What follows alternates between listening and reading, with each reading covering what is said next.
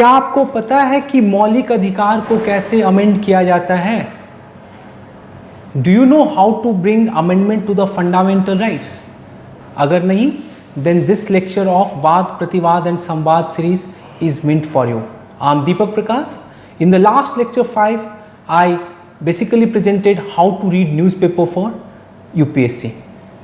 अभी newspaper analysis has become very significant for UPSC. Last year there were more than 30 questions that were directly can be traced to the newspaper. Newspaper से बहुत important questions आ रहे हैं, dynamic और static portion को मिला के पढ़ना है, ठीक है? सो न्यूज़पेपर रीडिंग करना बहुत ज़रूरी है. Then in lecture 4 I discussed about judicial review and the concept of rights. Various principles I inscribed about judicial review.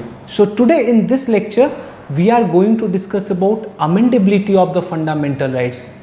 क्या फंडामेंटल राइट्स, मौलिक अधिकार को अमेंड किया जा सकता है? We will also discuss about basic structure. आखिर बेसिक स्ट्रक्चर आया कहाँ से, क्यों आया? And then towards the end I will be ending it with Edwin Markham quote. Edwin Markham is an American poet, or that is also his quote is also significant for UPSC perspective, plus it can also motivate you and you can always use it in your quote in ethics paper as well as in essay paper. So coming to discuss about the amendability of the fundamental right. Article 13 subclause 2 provides that the state shall not make any laws which are contrary to the fundamental rights. In case if a state would make any such law, that law can be using the judicial review power can be declared unconstitutional. तो ये article 13 clause 2 में mention है. But what happened in 1950? 1950 में चंपाकई दोरई राजम, एक story है. She was a widow, Brahmin widow. So वो जाती है कहाँ? कोर्ट में, सुप्रीम कोर्ट में, saying her right to equality is being affected due to the reservation introduced by Madras state in educational institution for weaker section. Now supreme court is in dilemma. अब supreme court सोच रहा है कि करें तो क्या करें, because supreme court is also the protector of our fundamental rights under article 13 and 32, but at the same time Supreme Court also has to think of article 37 which says the principle contained in these articles are fundamental in the governance though it is not enforceable. So Supreme Court ने क्या किया? Supreme Court went for creative interpretation. They have given a new meaning to the law. They said कि law under article 13 subclause 2 means only ordinary law, not constitutional amendment law. So through constitutional amendment government can make changes to the fundamental law, right? So government came with first constitutional amendment act where they incorporated three things. First article 15 subclause 4, उसमें उन्होंने क्या किया कि a state can make special provision for advancement of any socially and educationally backward classes of citizens or SC or ST. तो ठीक है, SC ST socially and educationally backward section I am saying, not economically. Keep in mind economic का यहाँ पे मैं word जो है socially and educationally, that is the key word. Second is article 31A, that is acquisition of states, and 31B through which 9th schedule was introduced, and basically 31B allows many of the acts of central government, even state government, to be put inside it. This was called as black hole of the Indian Constitution because it could not be judicially reviewed. Again matter is to Supreme Court. फिर से मामला supreme court में जाता है. शंकरी प्रसाद case में मामला supreme court में पहुंचता है, and supreme court examine the amending power of the parliament कि कितना स्कोप तक parliament can amend it. So Supreme Court upheld the validity of first constitutional amendment act, saying two important things. Supreme Court said that the parliament possesses two important power. One is ordinary legislative power outside of article 368. 368 के बाहर भी ordinary legislative power है parliament के पास, और constituent power under article 368. Supreme Court further said that the constituent legislative power is equivalent to the creative power enjoyed by constituent assembly. तो जिस तरीके से constituent assembly ने enact किया इस constitution को, same parliament also enjoys the same power under article 368. That means that an enactment made by parliament in exercise of its constituent legislative power can be considered as constitutional amendment. So the term law under article 13 sub clause 2 does not include constitutional amendment act. That means कि अगर fundamental rights की बात हुई, उसको एब्रिज करने की बात हुई, so it can be abridged, it can be amended using constitutional amendment act. ठीक है, तो ये सुप्रीम कोर्ट ने वे आउट दिया and the supreme court kept on interpreting, kept on following, toeing the same line until Sajjan C case. Sajjan C case तक supreme court इसी को follow करती रही. Now what happened, this changed in IC Golaknath case. IC Golaknath case is known for two important things. One is doctrine of prospective overruling and another was judicial activism. So doctrine of prospective overruling आप देख सकते हैं, जो मैंने amendability of the Indian Constitution video जो बनाया है वहाँ भी आप देख सकते हैं. उसमें मैंने हिस्ट्री भी ट्रेस किया है. What is Black Estonian law, what is doctrine of judicial overruling, वो सारा का हिस्ट्री कैसे वो अमेरिका से आता है वो सब मैंने उधर बताया है. So you can go and watch that video. अभी इधर सुप्रीम कोर्ट ने बोला कि parliament in IC Golaknath enjoys only ordinary legislative power. Parliament does not enjoy constituent legislative power, only ordinary legislative power. So the term law under article 13 sub clause 2 not only contain normal law but also law made using the Constitution Amendment Bill.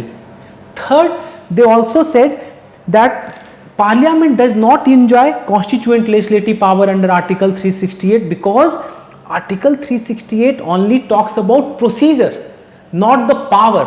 It only talks about procedure of the Parliament to amend. So not the power of the Parliament.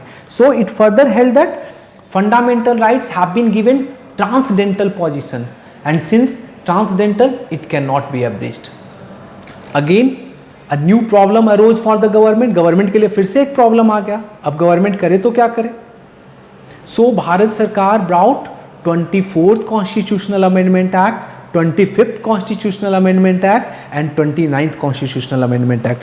24th constitutional amendment act में उन्होंने 13 में एक clause जोड़ा 4. उसमें वो बोलते क्या है कि nothing in this article shall apply to any of the amendment made under the constitution under article 368.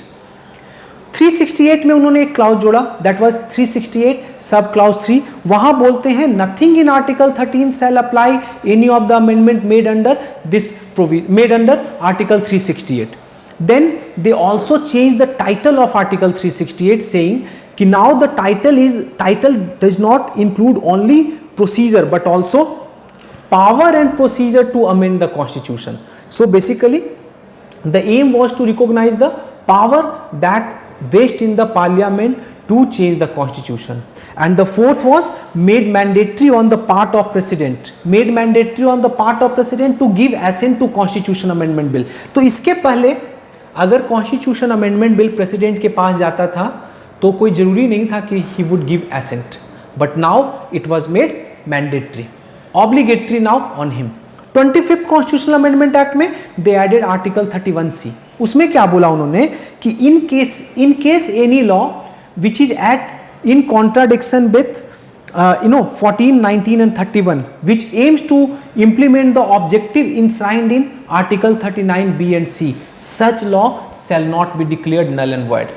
अगर कोई लॉ जो चाहता है कि जो ऑब्जेक्टिव 39B एंड C में दिया हुआ है उस ऑब्जेक्टिव को अगर वो रियलाइज करें तो वो ऑन वायलेशन ऑफ आर्टिकल 14, 19 और 31 को उसको वॉइड नहीं किया जाएगा. ऐसा उसमें किया गया. एंड देन और उसमें नो जुडिशियल पावर किया गया. एंड 29th अमेंडमेंट में जो केरला में लैंड रिफॉर्म एक्ट आया था, so that was placed under 9th schedule. Again matter is to supreme court. Keshavananda Bharati case, उसका पूरा हिस्ट्री मैंने ट्रेस किया है उस amendability of the Indian constitution में. आप जाकर देख सकते हैं लेक्चर 2 और लेक्चर 3 आई थिंक. सो उसमें कैसे Keshavananda Bharati, he was an Edneer Mutt, सब कुछ मैंने उसमें बताया है, आप उस केस को देख सकते हैं। 13 जज बेंच थे। तो इसमें supreme court basically examine two issue, दो इशू को सुप्रीम कोर्ट ने एग्जामिन किया। First was the constitutional validity of 24th, 25th and 29th constitutional amendment act, and second was extent of power of parliament to amend the constitution. कहां तक parliament के पास power है कि constitution को वो amend कर सकते हैं। So what happened, supreme court के पास एक डिसीजन आता है, supreme court overruled its earlier decision of in Golaknath. Golaknath वाले केस को they overruled, saying 24th Constitutional Amendment Act is valid. That's the first thing. It means Parliament enjoys not only ordinary legislative power but also constituent legislative power. But Supreme Court overruled partly 25th Constitutional Amendment Act. बोला कि judicial review जो है it is a basic feature of the constitution, separation of power is the basic feature of the constitution, so that cannot be taken away by parliament. And then Supreme Court gave basic structure doctrine. Supreme Court बोला कि there are certain basic structure inside our constitution which cannot be abridged, because in the absence of basic structure the constitution would lose its own character. So these are certain edifices on which our constitution is based. तो उनके absence में अगर वो basic structure चला गया तो वो constitution का कोई मतलब ही नहीं रहेगा। तो सुप्रीम कोर्ट बोला कि parliament have constituent legislative power but subject to basic structure. वो किसी भी part of the constitution can amend, can repeal, but they can not affect, it should not affect the basic structure of the constitution. So fundamental rights में भी amendment हो सकता है, लेकिन subject to basic structure, like article 14, article 15, article 19, article 21, these are the basic structure, they cannot be amended. Further, Supreme Court also makes a distinction between amending the constitution and rewriting the constitution. Supreme Court said, amendment of the constitution does not mean rewriting of the constitution.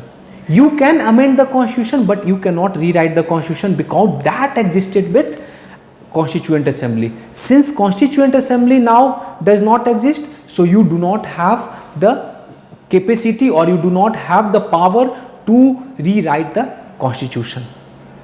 So in this way Supreme Court proceeded. So over a period of time, so Supreme Court has at that time in Keswananda Bharati case, Supreme Court refrained from giving exhaustive list of basic structure. उन्होंने कोई exhaustive list नहीं दिया, left it on the discretion of the court, क्योंकि हो सकता है with the change in situation many more things can be included later on. So over a period of time Supreme Court ने basic structure में बहुत सारी चीजें बताई, like sovereignty of India, secularism, free and fair election in Indira Gandhi Nehru case, then they talked about secularism, they talk about democracy, mandate to build a welfare state is also a basic structure, parliamentary form of government, then they talked about judicial review, federalism in SR Bomai case where they said that is a basic structure, separation of power, judicial review is a basic structure, independence of judiciary is a basic structure, balance between part 3 and part 4 is a basic structure in Minerva Mill case Supreme Court highlighted, balance among the three organs of the government is a basic structure, fundamental rights given under article 14, 15, 19 and 21 is a basic structure. So but what happened, this balance that was established by the Supreme Court got disturbed after the 42nd Constitutional Amendment Act. ऐसे तो 42nd Constitutional Amendment Act को mini constitution कहते हैं, उसमें बहुत सारे changes किए गए थे, लेकिन जो चेंजेस जो हमारे लिए रेलेवेंट हैं, some of those important changes were like Article 368 sub clause 4 was introduced. Article 368 sub clause 4 it took away judicial review. Article 368 sub clause 5 basically allows unlimited power on the parliament to bring changes to the constitution. अब मामला in Minerva Mill again reached to Supreme Court. Supreme Court struck it down saying unconstitutional because judicial review is a basic feature. Then 368 sub clause 5 Supreme Court said parliament cannot have absolute power. There is a parliament have limited constituent legislative power subject to basic structure. एक ये हुआ. Third, supreme court also declared unconstitutional जो changes किए गए थे 31C में, और उसको they returned back to the old status को 25 कॉन्स्टिट्यूशनल अमेंडमेंट एक्ट में जो था, that is the laws, parliamentary laws that were made to implement the principles contained in Article 39B and C, उसको that cannot be declared unconstitutional even if it is inconsistent with Article 14, 19 and 31. So वहां पे judicial ने उसको वापस करा दिया. Then next important landmark case was SR Bommai case. उसमें supreme court examine two things, Article 356 and the manner of imposition. Supreme Court said कि Article 356 ऐसे justified है, but Supreme Court said declared federalism as a basic structure. It should not be done arbitrarily. There should not be any malafide intention. Then IR Silho case. So Supreme Court said there cannot be any blanket immunity on the part of Parliament or the legislation. So 24 अप्रैल 1973 के बाद जो भी law को 9th schedule में include किया गया है, अगर वो लॉ बेसिक स्ट्रक्चर को अफेक्ट करती है, नॉट ऑल फंडामेंटल राइट, वही फंडामेंटल राइट जो बेसिक स्ट्रक्चर में इंक्लूडेड है, से 14, 19, 21, 15, तब those can be challenged and reviewed by the judiciary. So black hole वाला जो कॉन्सेप्ट है वो सुप्रीम कोर्ट ने यहां से हटा दिया. अगर if they are violating 14, 15, 19 and 21, these can be judicially reviewed. And next is NJSC or fourth judges case. यहाँ पे Supreme Court again said separation of power is a basic structure, so NJSC is unconstitutional. I hope कि everything यहाँ तक clear है, क्योंकि most of the important cases involving basic structure I have already covered. Towards the end एक quotation है एडविन मरखम का, use आप कर सकते हैं for ethics also, for essay paper also, and even in if your optional is political science and even to motivate yourself. Edwin Markham क्या बोलते हैं कि for all your days be prepared, for all your days be prepared, हमेशा तैयार रहना है. अभी UPSC की हम तैयारी कर रहे हैं तो हमें हमेशा तैयार रहना है. For all our days be prepared and meet them ever alike, और हर दिन उसको एक जैसे ही मिलना है, रोज का रूटीन को फॉलो करते रहना है. When you are the anvil bear and when you are the hammer strike, जब आप एनविल हैं जो जिसपे लोहे को गढ़ा जाता है, तो जब तक आप एनविल हैं बियर करना है, चोट को बर्दाश्त करना है. When you are the hammer, जब आप हैमर बनेंगे तो स्ट्राइक करना है.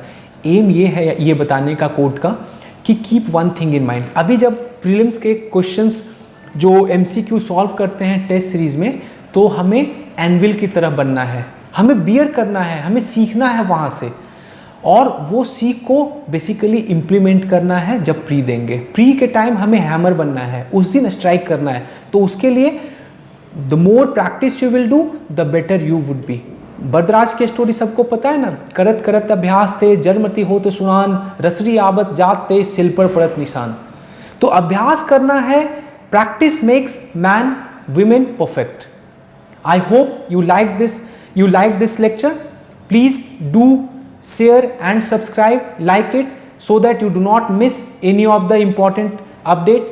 In next lecture, in lecture number 7 of Vaad Prativaad and Samvaad series, we'll be discussing right to equality. Basically, I'll be discussing the concept of EBL and EPL, that is equality before the law and equal protection of the law, along with relevant case laws. Thank you. Take care.